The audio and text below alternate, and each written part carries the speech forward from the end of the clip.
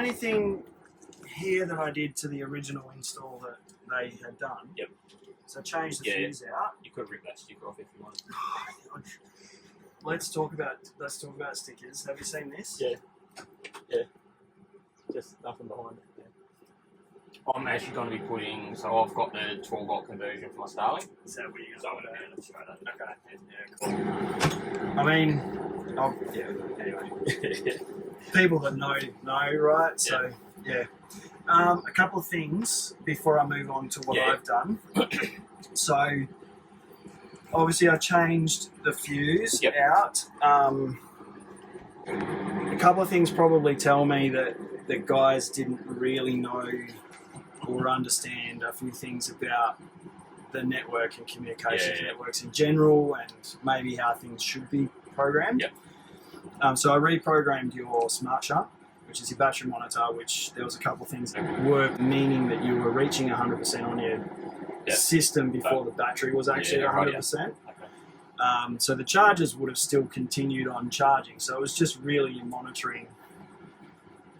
Was giving false reading. They never programmed all the chargers to work in sync. So like your battery monitor can send information to your chargers to tell it what the actual battery voltage is. So they didn't do that. So I've done all of that. Programmed all that in. With the two new chargers that I've put in, they're all communicating with one another as well. So they're behaving as one charger basically, collecting information from the smart shunt. The multi-plus was actually programmed okay, but there's nothing really in there which would suggest that it's anything other than telling it it's got a lithium battery, and that's pretty much it. But the issue is that they installed one of these little guys. Now that there is what we call a termination resistor. Now, certain communications networks need a termination resistor at either end of the network. So, for example, most communications networks use what's called a daisy chain functionality.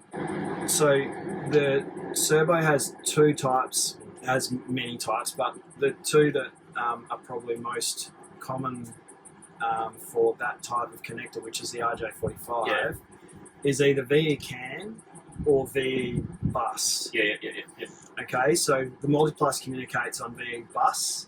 Now VE bus is, as I understand it, is an RS485 communication network, which doesn't need termination resistors installed, whereas CAN bus does. So they had the termination resistor installed on the VE bus. There weren't any communication network issues, but it wouldn't have been helping anything. So we removed that. As I said in the text message to you the other day, the Orion hadn't even been programmed. So I've now reprogrammed that as a charger. I've set it up to my 200 series so that it probably will work fairly similar. It is voltage dependent, so you know, like I've run a massive cable into the back of mine so I don't get volt drop. But it'll hopefully work. I don't get much voltage drop from a battery to the back of the car. Cool. So, I shouldn't get any voltage drop at all. Yeah, cool. So that's all of that. Moving on to what I've done, there is we've got the 30 and the 50. So the 30 is the 400 watts of solar on the roof that we've installed, and the 50 is your portable, for the reason we discussed the other day. You've got a big portable panel coming in. So basically, with what I've done is the regs require us now to put fusing on all the solar. So there's fuses underneath the solar panels on the roof, and there's an isolator down here, which is the 80 amp isolator, which if you turn that off, basically switches the panels off.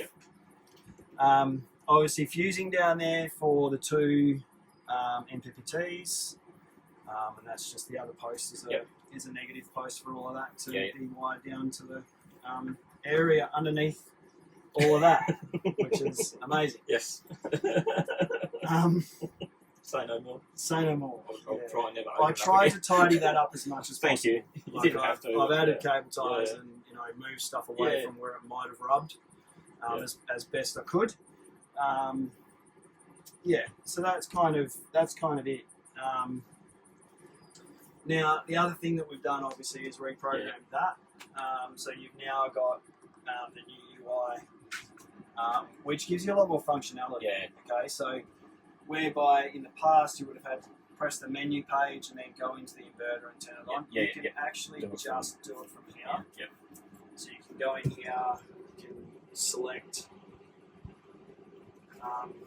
whether you want it on or off or Yep. whatever. But Yep. the other place you can do it from as well is all of your switches that you turn on and off are actually available Up there. at the top left-hand corner. So Right. those little sliders that you can see there. Yeah. So you can actually change your inverter mode on and off. You can also select grid current limiter here as Yeah, well. yeah, yeah. So it's been programmed to be 16 amps, which Yeah. is what you'll get from a caravan park Yeah, or a yeah, home or whatever. Yeah. But if you are on a 10 amp supply, You can you can change. actually change that down to 10. So Yeah, right. you'll never overload the incoming supply, Yeah. Okay. basically. Yeah. You can also now have a look at all of your solar Yeah, chargers, yeah, so you can go into each solar charger. So I'm hoping this is an update that Victron do soon, but I've changed on Victron Connect on the app. I've changed the name of all of Yeah. these, No worries. but they haven't flowed through to the screen. Yeah. So yeah, I'm hoping that's just an update. But you can get all the information here Yeah. out of it. You get a history page as well. Yeah. Right. Yeah. You can kind of see like max power for the day. Yep. You can kind of go back last 3 days, yesterday, whatever. Yep. Which will give you Flexible. heaps more information. You can do that for each regulator, Yep. so you can then go into your other one, which gives you obviously your entire history since it's been installed from the other installer. Yeah. So you can go back 31 days there. But yeah, it's just a good comparison. To see what's going on. So you can see at the moment, right? So we're in reasonably close to full sun. Yeah. Not really. We're actually kind of, what is it, 9 o'clock in the morning? I think, Yeah, in it's the like morning, probably something like 9:30, that. so, yeah. So you can sort of see here that the 400 watts that I've put on the roof is pulling 200 watts. And the old panels are 386. So Yeah. they're not too bad. What I have noticed is that the new panels obviously are performing a little bit better than the other ones. Yeah. Interestingly, the way that the roof has been configured with the old panels, the ones that have just been replaced, is they're actually low voltage panels, Yeah. but they've wired them in series. So they've got 2 in series on this side and 2 in series on this side, and they've paralleled those 2 together. Yeah. Right. So it's like a series parallel configuration. Different schools of thought on how to do that, but in my experience, and you'll see this as you go, you'll see why.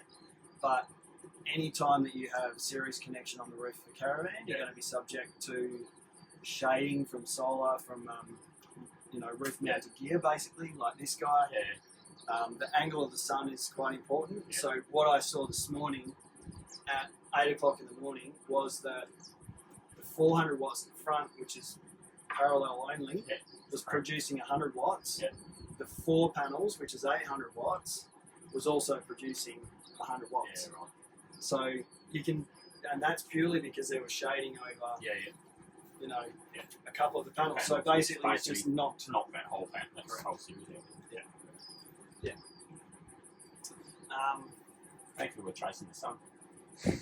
Yeah, absolutely. Hopefully, we don't see winter too often. Yeah. But it'll make a difference in winter time as well. Yeah. Because even when we go north in winter time, the sun's at a lower Yeah. angle, so you're always subject to shading. Shading, there. yeah. There's nothing you can do Yeah. about it. That extra portable panel is basically I've purchased that just to back up. Yeah, It's and, pretty much all on board and get a charge to land. yeah, and it'll be interesting to see whether you actually, how often you need it. Yeah. We will put ours out occasionally. We've been camping at Easter time at Chains Beach, and we've had it out because obviously it's, Albany. Yeah. So yeah, it's cold and wet and Yeah. cloudy. But we've also had it up north as well on certain days where, you know, middle of winter, even though it is blue skies or whatever, you're still slow in the sky, it's not producing as much. So Our van is 100% electric though. yeah, So we're like chewing it, yeah. Yeah. So basically, mate, that's it. It's kind of yeah. You've put a lot of faith back into me in my solar system. Trust me. Yeah. 'Cause I didn't trust it a whole lot. No, and I can appreciate why. But what I've seen over the last couple of days is they are producing similar numbers. Yeah. Obviously, the new is producing more. Yeah. But you know, there's probably a couple of reasons why that is. I'd say probably quality of panel. Yeah. The configuration definitely makes a difference. Like as I say, the way they've configured it on the roof is different. It's not how I would do it. But yeah, so yeah, you're all good. You're away, and as I say, you'll get charging from your DC charger now as well, which will make a difference when you're travelling. Yeah, right. Yeah, so I wouldn't have been getting any charge from it. Nothing. That's amazing. Well, yeah. And as I said, that's getting replaced. So yeah, and to be honest with you, we don't actually use that aircon. Those fresh jets are great. Yeah, they're really good. Yeah. So yeah, that'll be a really good change to this van. Yeah, having that done. That sounds like a jet taking off. Yeah, yeah. It keeps me awake at night. Rip caravan park when that thing kicks in and out as well. The whole van. That just clung on you off, the whole van shakes. Yeah, no, that won't happen anymore. Yeah. So Very cool. happy. All right, and that's it, mate. That's your van. Yep. So, You've done well. Thank you very much. no worries. My pleasure.